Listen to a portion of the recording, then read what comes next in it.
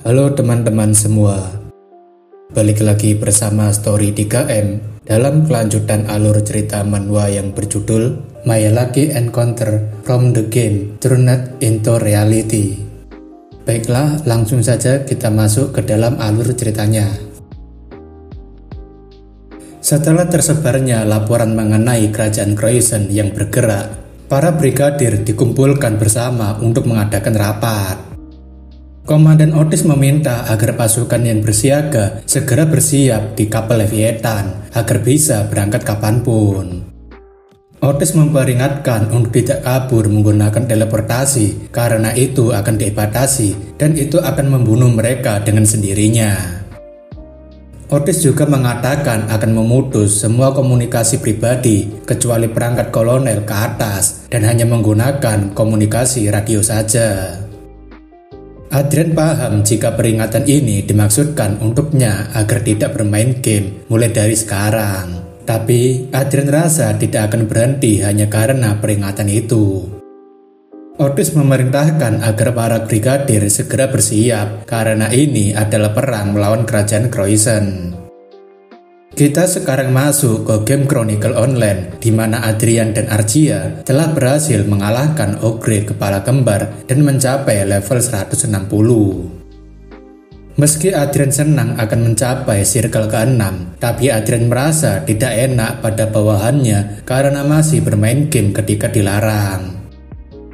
Berpindah ke lantai 6, Adrian mendapatkan hadiah berupa uang sebesar 10 triliun jarahan dan akan masuk ke akun deposit miliknya. Selain itu, Adrian telah mendapatkan hadiah spesial berupa subsport bernama Elang Hitam Supersonic. Adrian heran kenapa game ini bisa memiliki sub-support padahal sebelumnya tidak ada, apalagi elang biasanya dipakai oleh para pemanah. Adrian merasa mungkin akan lebih baik baginya mencari informasi di luar game, jadi ia memutuskan untuk logout. Setelah logout, Adrian menyadari jika elang miliknya tidak ada di dalam kamarnya seperti Archia, jadi ia berpikir mungkin elang itu ada di luar. Mencapai atap kapal Leviathan, Adrian berusaha mencari elang itu karena takutnya akan membuat kekacauan setelah kemunculan yang tiba-tiba. Ketika sedang sibuk mencari, Archia menemukan jika elang itu ternyata sedang terbang di atas mereka. Para pengawal yang melihat elang itu sangat terkejut dan ingin Adrian segera pergi karena situasi yang berbahaya. Hempasan angin yang kuat akibat gepakan sayap elang itu membuat beberapa pengawal Adrian jatuh karena kedatangan elang itu. Adrian yang melihat elang itu tidak mencoba menyerangnya sama sekali, membuatnya sadar jika elang ini adalah elang miliknya. Adrian meminta para pengawalnya untuk segera menurunkan senjata mereka. Elang hitam supersonik memiliki kemampuan spesial untuk berbagi pandangan dengan pemiliknya dan memiliki ketahanan serta pemulihan yang hebat. Adrian rasa elang ini juga akan semakin kuat seiring bertambah levelnya seperti halnya Archia. Dengan kemampuannya untuk berbagi pandangan, Adrian rasa ia bisa mendapatkan informasi lebih cepat dibandingkan harus menunggu laporan. Para pengawal yang melihat Adrian tidak takut dengan elang membuat mereka semua bertanya apa yang sebenarnya terjadi. Adrian rasa ia terlalu banyak berpikir sampai lupa dengan para pengawal yang datang. Adrian kemudian berpura-pura membuat kontrak dan berbicara dengan elang itu agar mau ikut tinggal bersamanya. Tentu saja dengan akting tersebut, Adrian dan elang itu terlihat sangat akrab meskipun baru pertama kali bertemu. Sayangnya, para pengawal malah merasa aneh karena elang itu tidak menyerang dan malah berbagi kasih sayang dengan Adrian. Karena respon pengawal yang jadi aneh membuat Adrian menyesal telah melakukan akting seperti tadi. Setelah perang dimulai, itu hanya melibatkan perang skala kecil regional saja, tetapi itu makin menyebar luas hingga ke perbatasan dan menjadi perang dunia. Berkat meluasnya perang, membuat pasukan Adrian juga ikut berperang dan membuatnya tidak bisa login ke dalam game. Salah satu pasukannya melaporkan jika pasukan garda depan Croissant sedang mendekat, tapi Adrian ingin mereka tetap tenang dan kembali ke formasi sebelumnya, serta memberitahu William juga.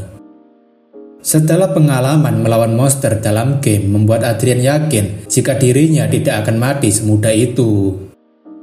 Merasa sedang diperhatikan sedari tadi, membuat Adrian menanyakan sedang apa mereka, tapi mereka langsung berpaling sambil mengatakan bukan apa-apa.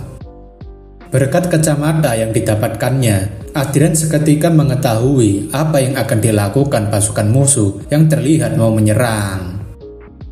Adrian langsung memerintahkan agar operator kapal segera menyalakan perisai pertahanan karena akan ada serangan.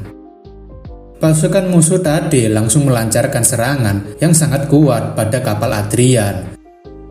Namun, kapal Adrian berhasil menahannya berkat perisai yang sudah terpasang. Meski perisai itu cukup kuat untuk menerima serangan kuat, tapi nyatanya dampak serangan yang begitu kuat masih terasa sampai ke ruangannya Adrian. Adrian bersyukur serangan itu tidak dilakukan oleh penyihir Circle 7 ke atas. Jika tidak, sudah pasti perisai mereka akan hancur seketika. Adrian ingin mendengar laporan operator dan operator mengatakan jika perisai Batalion 2 sudah mati dan butuh 40 detik untuk mengisi ulang. Karena perisai yang mudah hancur dalam sekali serang, membuat Adrian berpikir harusnya Lucas membuat lebih banyak sihir pertahanan. Meski begitu, Adrian rasa tak perlu resah karena ia bisa mencapai Circle 9 berkat warisannya Lucas dan memiliki Arcia yang bisa mencapai Grandmaster. Para pengawal sangat terkesan dengan Adrian yang sangat sigap mengetahui jika ada serangan dan langsung memerintahkan mengaktifkan perisai. Adrian mengatakan jika ia hanya beruntung saja dan Herman mengatakan jika Adrian sangat rendah hati. Setelah serangan itu, Adrian mencoba melihat dan menganalisa kekuatan bertempur pasukan Croissant, tapi Adrian rasa mereka masih seimbang dengan pasukan mereka. Satu-satunya hal yang membedakan adalah kerajaan Croissant yang memiliki dua benteng langit yang memiliki ukuran lebih kecil dari benteng mereka. Herman menebak mungkin saja benteng mereka dibuat secara massal untuk invasi dan mungkin mereka melewatkan beberapa informasi. Adrian tahu jika perang biasanya ada barisan depan darat dan benteng langit, tapi karena barisan depan sedang buntu, Adrian yakin jika masalahnya terletak pada benteng langit. Adrian rasa pertempuran di benteng langit berlangsung dengan intens. Namun, Adrian menyadari jika benteng langit pasukan Croissant sedang mencoba melakukan pelepasan senjata. Adrian kebingungan kenapa senjata mereka malah dijatuhkan seperti itu. Terlebih sekarang, situasi benteng langit Croissant yang tadinya 2 lawan 1 kini menjadi 1 lawan 1. Para pengawal yang melihat itu menertawakan Croissant yang mulai kehabisan kekuatan, namun Adrian masih terus berpikir. Adrian melihat jika benteng langit kerajaan Croissant mulai mendapatkan peringatan kelebihan kekuatan sihir dan membuat Adrian menyadari apa yang akan terjadi. Adrian ingin operator menghubungi pasukan yang berada di benteng langit karena serangan bunuh diri akan segera datang. Benteng langit Croissant yang kecil itu tampaknya langsung menerobos ke arah benteng langit Reinhardt dan membuat sebuah ledakan.